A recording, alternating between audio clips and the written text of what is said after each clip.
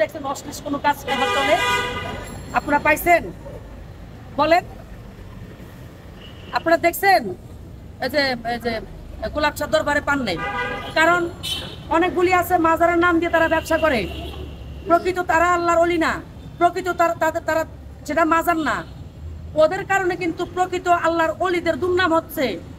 ওদের কারণে কিছু কিছু ভণ্ড পিসাবের জন্য ভালো ভালো পিসাব যারা অরিজিনাল পিসাব তাদেরকে চেনা যায় না। এটাই বুঝে নিবেন, আল্লাহর ওলির দরবার যেটা প্রকৃত, তার দরবারে কোনোদিন অশ্লীল কোনো কাজ কারবার চলে না। আর যারা আল্লাহর ওলির নাম দিয়া করে তারা হলো ভণ্ডামি করে, তারা হলো ব্যবসা করে। ওগুলোই আমরা বন্ধ করার জন্য আমরা আন্দোলন করতেছি, ওগুলোও বন্ধ করব। বর্তমানে দেখেন ইউটিউবে কিছু ছোট ছোট মেয়ে বের হয়েছে, 2-4টা গান গায় আর 10টা 5টা 20টা পুরুষ রাখে সাথে। ওরা খালি টাকা দিয়ে থাকে, বন্ধু আইবা রে, সেই দিন আইসায় আমায় পাইবা না। গান গাইলে তো দুনিয়ার টাকা পাওয়া যায়।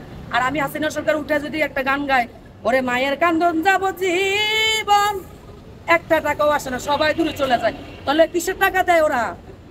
এখানে কোনো কিন্তু আছে।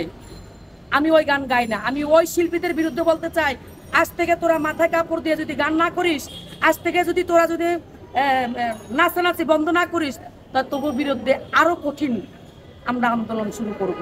আর যারা এই যে মাজারের নাম দিয়ে যারা খানকা করে এই শিল্পী 10-12টা শিল্পী নিয়ে নাচাইয়া গান করাস, আমরাও তোদেরকে ছাড়বো না। পুরো দেশবাসী মানুষ জানতে চায় যারা এই যে আপনি কিছুক্ষণ আগে বললেন যে ছোট ছোট মেয়েরা আসলে নাচলির টাকা পাওয়া যায়, আসলে এটার কি কারণ বা কি কারণে তাদের টাকা দেয়, আপনার কাছে কি মনে হয়? আমি তো বললামই ভাই, যে তাদের 10-15 জন লোক থাকে, এটা কি আর এত কিছু বলা লাগবো? আমার পিছনে তো এতজন লোক থাকে না।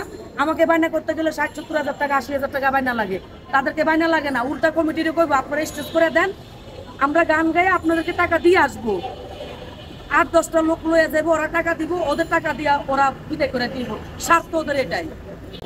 ওরে লোকে বলে দয়াল বাবাই সবে জানে, লোকে বলে দয়াল বাবা সবে জানে, না জানিলে ভক্তবিন্দু মুক্তি পায় কেমনে, ওরে না জানিলে ভক্তবিন্দু মুক্তি পায় কেমনে।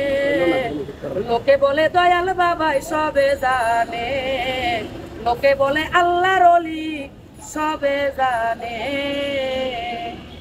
বাগির মাজার, আমি তো এক কথাই বললাম যে মাজার ভাঙচুর নিয়ে তো কথা বলার, মানে এটা ভাগ ভাগ করে তো বলার কিছু নাই। না, তরিকের ভিতরে অনেক কিছু থাকে, কেউ ভালো কেউ খারাপ, বিভিন্ন মানুষ মন্তব্য করে। আমি এক কথাই বলে দিছি যে সারা বাংলাদেশে যত মাজার যারা ভাঙতেছে সকলের প্রতিবাদ আমরা করতেছি। কোনো মাজার আমাদের বিরুদ্ধে না, কোনো মাজারকে আমরা অবহেলা করি না, কোনো মাজারকে আমরা ঘৃণা করি না। আমরা অলিদেরকে ভালোবাসি, আমরা অলিদেরকে ভালোবেসে যাব, আমরা অলির জন্য মরতেও রাজি আছি। কোনো মাজার যদি অনিয়ম কার্যক্রম করে সেক্ষেত্রে সেটাও আমরা বন্ধ করব। যদি ওরকম কোনো অনিয়ম কাজকর্ম চলে আমাদের চোখে পড়ে, সেটা আমরা বন্ধ করব। এই কথা শেষ। ভালো থাকবেন সবাই।